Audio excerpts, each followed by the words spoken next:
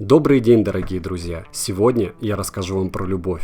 Любовь всего мира. Apple Watch серии 2 Nike Plus. Второй квартал в 2018 году. 6 лямов продаж у Apple по их часикам. Вот это агрегаты. Ладно, понеслась.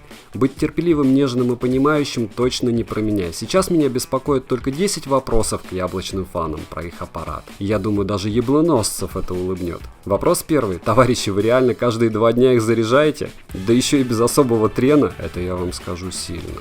Второй вопрос. Вам и правда кажется, что они аккуратные? И габариты у них не как у заправского G-Shock?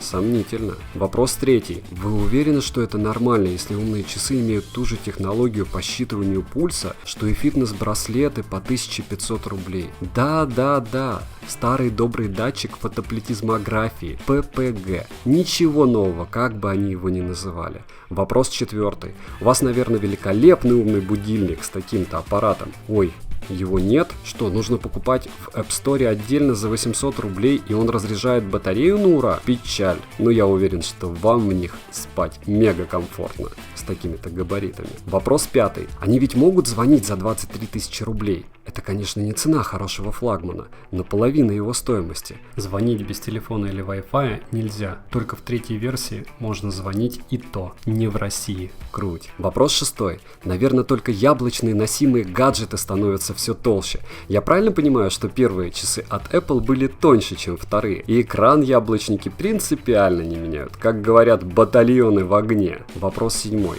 И они, наверное, супер точные. По моим подсчетам, когда бегаешь круг в 333 метра, они выдают ошибку в 23 бодрых метра. При том, что потом, когда бегаешь километр, при пробежке они выдают ошибку всего 20 метров относительно этого километра.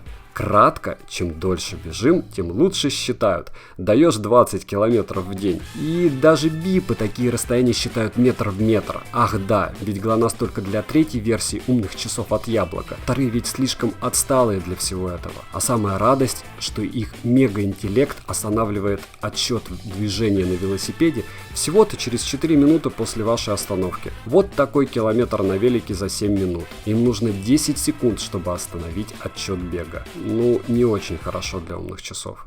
Вопрос восьмой. И они точно правильно с такими датчиками считают пульс. Сравнивал с тонометром. Аж 3 раза. С каждым разом все лучше. И это в покое. Но минимум на 5 ударов врут всегда. При беге вообще их несет. Печаль, но они ведь классные. Вопрос 9. Ну и конечно, когда вы стоите, они дистанцию не считают. Только по 9 метров в минуту. И когда ставите активность на велосипед и не едете, бодрые 37 метров без движения в минуту выдают на ура. Напишите мне, пожалуйста, в комментах, почему. Ведь рукой не махал. Если махать рукой, вообще, как вы видите, краш-тест получается. Метры так летят. В принципе, с таким подходом цели в 10 тысяч шагов в день можно достигнуть не особо напрягаясь. Вопрос 10. Расскажите, как вы ставите циферблаты от сторонних разработчиков? Никак. И вообще их хватает на первое время. И, наверное, часики только у меня подтормаживают с приложениями других разработчиков. Например, Strava.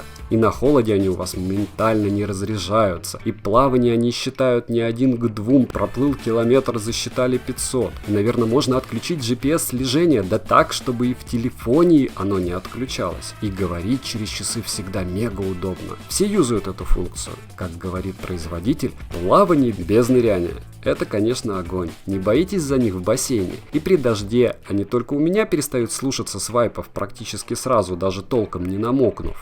И не царапаются они вообще. Оригинальный ремешок этих часов стоит всего 4000 рублей. А я эти часы с Amazfit Bip сравнивать за 3900 буду. Как говорится, с вещью, которая даже ремешка этих часиков не стоит. Часы мечты, без сарказма. Но недочеты есть. Обидно, что об этом все умалчивают. Кто-то говорит, но по отдельности. Ваша польза.com. На канале 3 конкурса. Можно выиграть Amazfit Bip, Mi Band 3 и Ono Band 3. Условия в описании. Ставьте дизы, пишите комменты. Спасибо за просмотр и удачи вам, друзья.